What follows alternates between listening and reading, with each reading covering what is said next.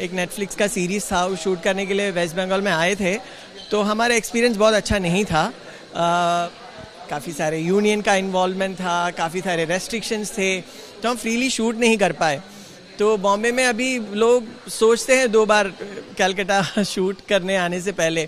तो हम यहाँ पे मेरे भाई अनिरुद्ध से बात किया, तो उन्होंने कहा आ जाओ, अब थिंग्स हैव चेंज्ड हियर। अभी मुझे लग रहा है कि there is huge change now, the films will come here. আমি জিজ্ঞেস করছিলাম যে কেন আমাদের বাইরের স্টেটস আসে না, তো বাইরের স্টেটসের গত 15 বছর ধরে এখানে ঢুকতে দেওয়া হয়নি নানা রকমভাবে। Aniruddha, you come all 15 years. এই দৃশ্যম টিম আগের দুটো সিজন ওদের এখানে বেঙ্গলি ঢুকতে দেওয়া হয়নি। তো এইটাও খুব কলকাতার এই যে দৃশ্যম 3 এ সারা পৃথিবীব্যাপী একটা হিট সিনেমার টিম, জোসেফ, হ্যাঁ ওর একজন অ্যাসোসিয়েট ডিরেক্টর, একজন চিফ অ্যাসিস্ট্যান্ট ডিরেক্টর, তো ওরা সব এসেছে, ওদের টিমও সবাই এসেছে।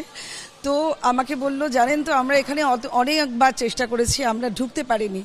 তা আমি বলেছি better you will work now here, all of you, all the states will come. আমাকে তো এই জন্যেই টলিগঞ্জের দায়িত্ব দেওয়া হয়েছে, সব কিছুর জন্যে। আমি বলেছি একটা সোনার টলিগঞ্জ আমি গিফট করব। রাজ্যে পালাবদলের পরই কাটলো বাধা, এবার অন্য রাজ্যের সিনেমাও রিলিজ করবে বাংলায়, করা যাবে শুটিংও। বাইরের রাজ্যের প্রোডাকশন হাউসও বিনা বাধায় কাজ করতে পারবে, জানালেন পাপিয়া অধিকারী। কাল টেকনিশিয়ানদের সঙ্গে বৈঠক করেন টালিগঞ্জের বিজেপি বিধায়ক। আজ মোহনলাল অভিনীত দৃশ্যম 3 মুক্তি পেল কলকাতায়।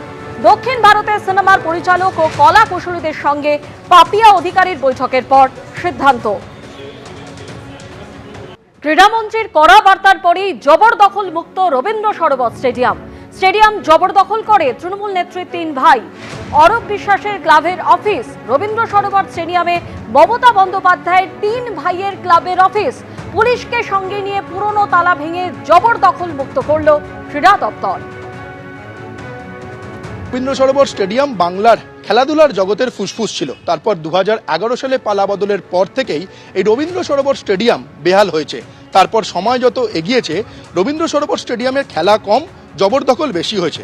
এই রবীন্দ্র সরোবর স্টেডিয়ামের নিচে যে একাধিক ঘর দেখতে পাওয়া যাচ্ছে, সেটা পূর্বতন সরকারের প্রাক্তন মুখ্যমন্ত্রী মমতা বন্দ্যোপাধ্যায়ের ভাই স্বপন বন্দ্যোপাধ্যায় ওরফে বাবুন বন্দ্যোপাধ্যায়ের কালীঘাট স্পোর্টস লাভার অ্যাসোসিয়েশনের ঘর যেমন ছিল, তেমনি আরেক ভাই কার্তিক বন্দ্যোপাধ্যায়ের ক্লাব বিবেক ক্লাবের ঘর ছিল।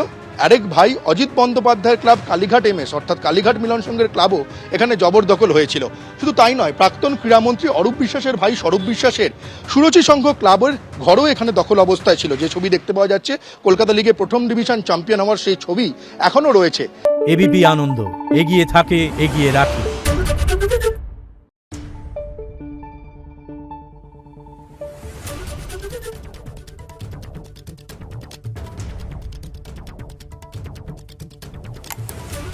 Thank you.